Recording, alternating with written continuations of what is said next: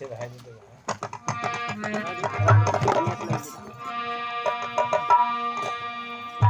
श्री सतगुरु मन हरण मन सदा तेरे गुण गाए, अरे निज सेवक के हृदय ना बैठो भवन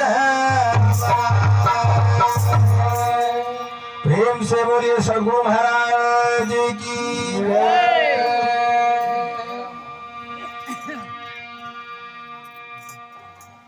हमारे परम पूज्य सदगुरु माधवदास जी के चरणों में कोट कोट प्रणाम करते हुए आए हुई सभी भक्त प्रेमियों से मैं हृदय से कोट कोट प्रणाम करता हूं। आप लोगों के समक्ष आज जो मालिक का ये प्रांगण लगा हुआ है, इस प्रांगण में बैठ करके जो हम आनंद ले रहे हैं, इसमें हमारा जीवन धन्य ही होता है। हमको सारे अवगुणों को नाश करने का जो मार्ग है वो आज हम सबको प्रदान हुआ है। इसका लाभ जरूर लेना चाहिए सभी को, और यहीं पर से सारा मंगल कार्य का रूप है, जिसे हमारे सभी संतों ने कहा जितने भी मंगल कार्य हैं वो सत्संग से ही होता है। सत्संग में क्या मिलता है? ज्ञान प्राप्त होता है, आत्मा की शुद्धि होती है, सभी प्रकार का गुण हमको पता चल जाता है कि हमारा गुण क्या होना चाहिए, हमें कैसे अपने जीवन को आगे चलाना है। जबकि श्री रामचंद्र जी के श्री गुरु चरण में गए तब उनको पता चला, तो उनको ही सभी जानने वाले प्रेमी, जैसे कि आप लोग जानते हैं गोस्वामी तुलसीदास जी, वाल्मीकि जी, इन्होंने उनकी कथा को लिखा। अब यहाँ पर आप लोग जानते हैं, इसमें कहा गया है बिन सत्संग विवेक ना हो,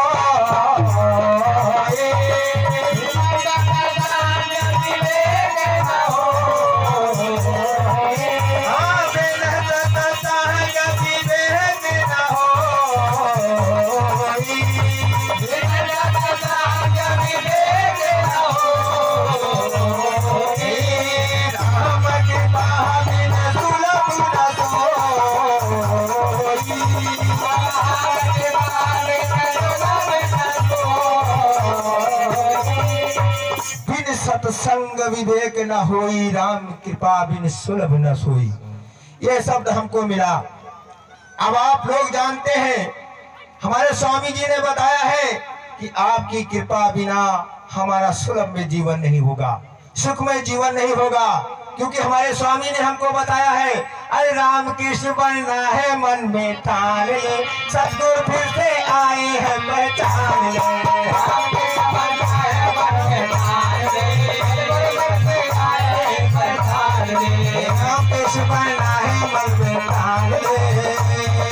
सतगुरु फिर से आए हैं पहचान ले।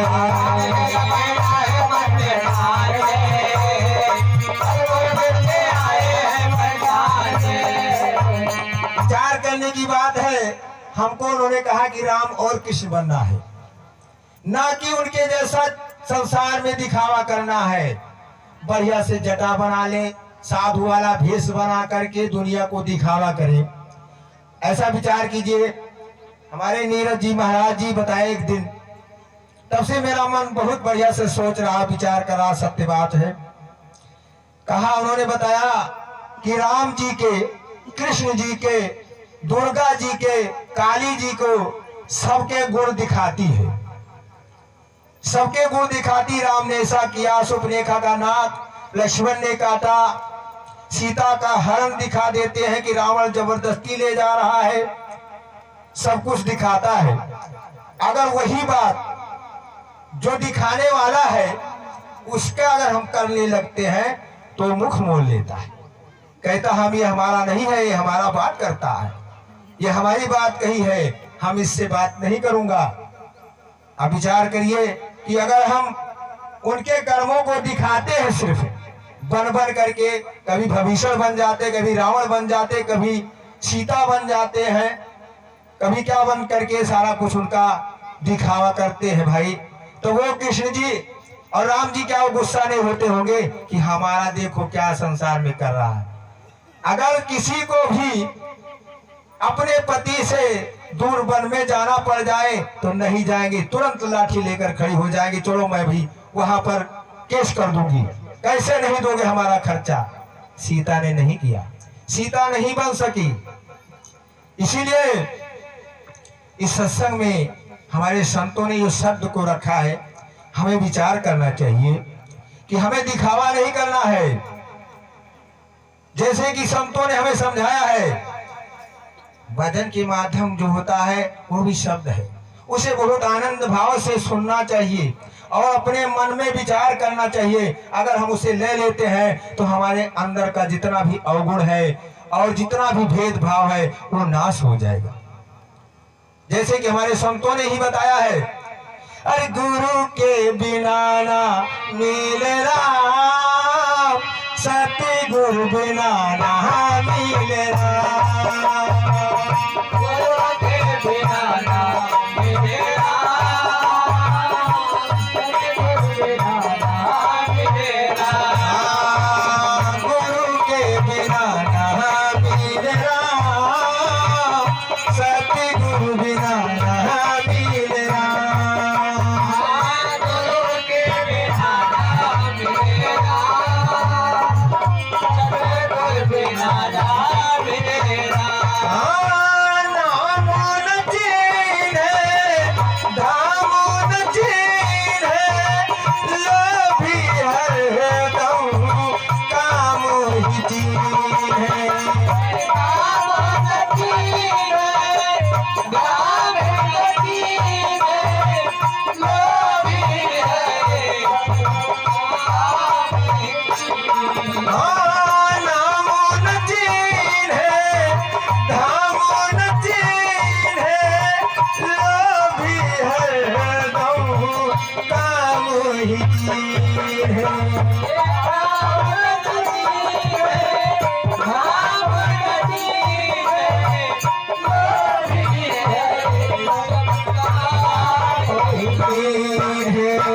मन में नहीं बिसरा, मन में नहीं है बिसरा, मन में नहीं है बिसरा, मन में नहीं है बिसरा, गुरु के बिना ना मिले राम, सतगुरु बिना ना मिले राम, गुरु के बिना ना मिले राम,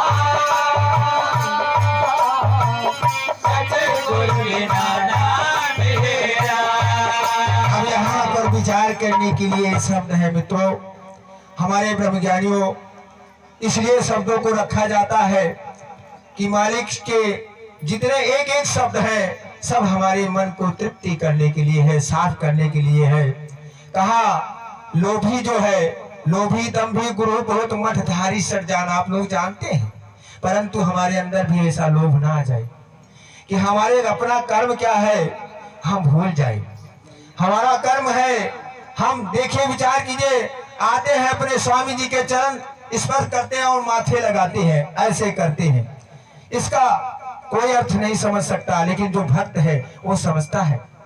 इसका अर्थ होता है, हे मालिक जो इस चरण ने किया है थोड़ा सा मैं भी कर लूंगा। आपने सारे संसार में धर्म प्रचार किया है, बहुत ही महान आपके विचार हैं, ऐसे थोड़ा से भी हमारा हो जाएगा। तौबा करते हैं, कानों में पकड़ते हैं। मैंने कभी सभी को देखा है, जो हमारे पहले पैगंबर थे ईसा मसीह जी और पीर औलिया हुए हैं, वो यही बात सबको बताए, परंतु पता नहीं क्यों ये अंधा मन, ये ज्ञान का अंधा समझता नहीं, चला जाता है उसी तरफ को चला जाता है जहां कुछ प्राप्त नहीं होता। मैंने देखा राम लला जी, भगवान जो हमने किसी महान परमात्मा का बनाया हुआ उनने बहुत बढ़िया से मूर्ति गढ़ी, सोने का बढ़िया मुकुट लगाया। उसके दर्शन के लिए मेला लगा था। इतनी भीड़ लगी थी, बारिश में खड़े थे। मैंने कहा वाह भाई क्या बात है, कैसी ये संसार की लाज, देखिए क्या भाव है। राम कहते हैं कि सत्संग करो, सत्संग से सारे मंगल कार्य होंगे, परंतु उसे नहीं करेंगे, मैं तुम्हारा दर्शन करूंगा। अरे दर्शन क्या करोगे, अपने हाथ से बनाए। अरे बैठा घट घट में राम है, उसको पहचान नहीं कर रहे हैं।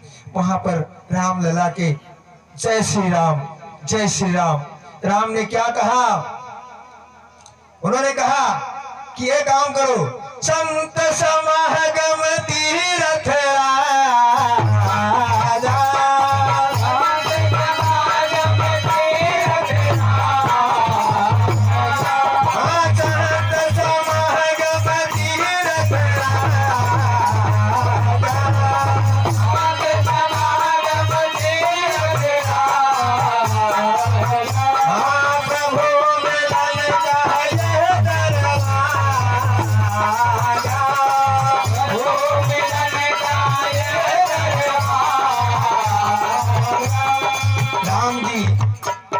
चरित्र में सबको दिखा गए कि पहले संत समागम करो।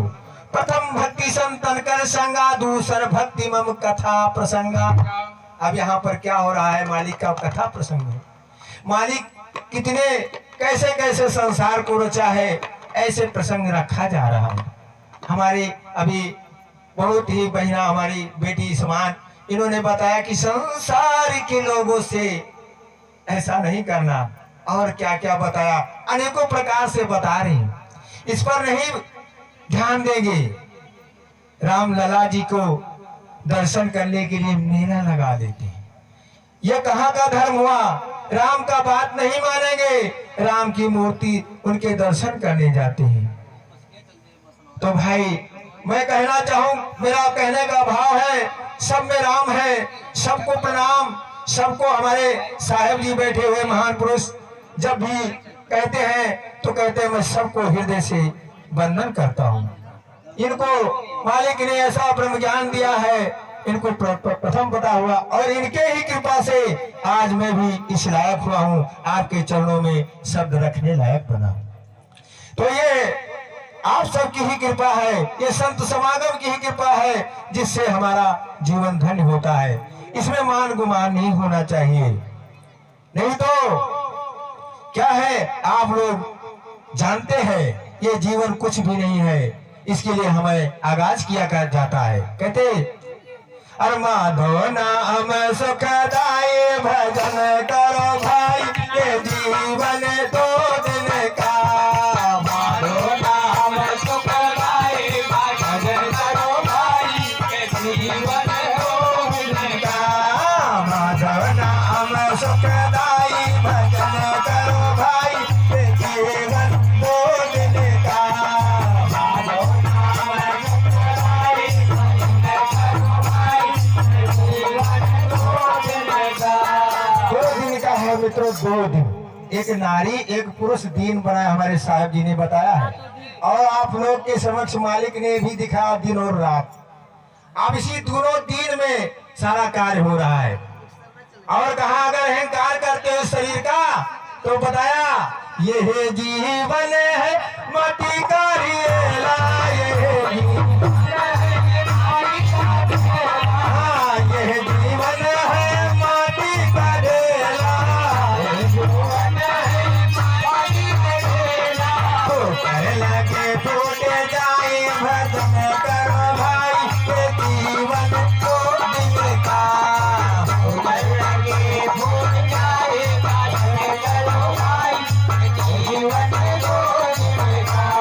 आप लोगों के समक्ष ये शब्द इसलिए रखा कि मैंने देखा है, 2 मंजिले से ये शरीर गिरी, जवान ही थी, वो हमारा रिश्तेदार ही था, लेकिन जब गिरा और ये टूट गया और उसी से प्राणवायु निकल गया, तब देखिए अहंकार करने के लायक ये नहीं है। इसमें मालिक का भाव ऐसे रखो, जन जन को भावे, सबके हृदय में प्रेम जगाओ, किसी से ईर्ष्या नहीं करना, किसी भेदभाव नहीं रखना। इसीलिए कहा माधो नाम सुखदाई भजन करो भाई ये जीवन दो दिन का। माधो नाम सुखदाई भजन करो भाई ये जीवन दो दिन का। 2 दिन का है भैया 2 दिन का हो 2 दिन का हो भैया 2 दिन का। सतगुरु नाम सुखदाई भजन करो भाई ये जीवन 2 दिन का। सतगुरु नाम सुखदाई भजन करो भाई ये जीवन 2 दिन का। यहाँ पर ध्यान जरूर करना चाहिए। इन्हीं शब्दों को इसलिए रखा जाता कि मन साफ हो जाए, सभी मोह माया से दूर हो जाए। अगर नहीं समझते हो तो अपनी आंख से आप लोगों ने देखा है ये लकड़ी के साथ में कैसे जल जाता है। तो इसीलिए कबीर साहब जी ने बताया ये है जीवन है जंगल की लकड़ी, ये है जीवन है जंगल की लकड़ी, ये है जीवन है जंगल की लकड़ी, ये जीवन है जंगल की लकड़ी। आग लगे जल जाई भजन करो भाई ये जीवन 2 दिन का। आग लगे जल जाई भजन करो भाई ये जीवन 2 दिन का। माधो नाम सुखदाई भजन करो भाई ये जीवन 2 दिन का। माधो नाम सुखदाई भजन करो भाई ये जीवन 2 दिन का। 2 दिन में सारा कार्य करना है। एक नारी पुरुष आप लोग माताएं भी बैठी हुई हैं। हमारी माता ने कैसे बहुत बढ़िया से हमको बताया कि जाओ जब गवनवा तो कौन सा गुण लेकर जाओगी, इस संसार में कौन सा गुण लेकर के इस शरीर को त्यागोगे। अगर इस शरीर को त्यागोगे तो अच्छा सा गुण ले जाओ, सत्संगी बन जाओ, मालिक के सत्य का संग करते हुए सबकी सेवा करते हुए जाओ। तब अगर नहीं मानते हो तो भी अभी और सोचिए कि और भी तुम्हारा जीवन कुछ भी नहीं है, कुछ भी नहीं है। वो कह रहे हैं ये जीवन है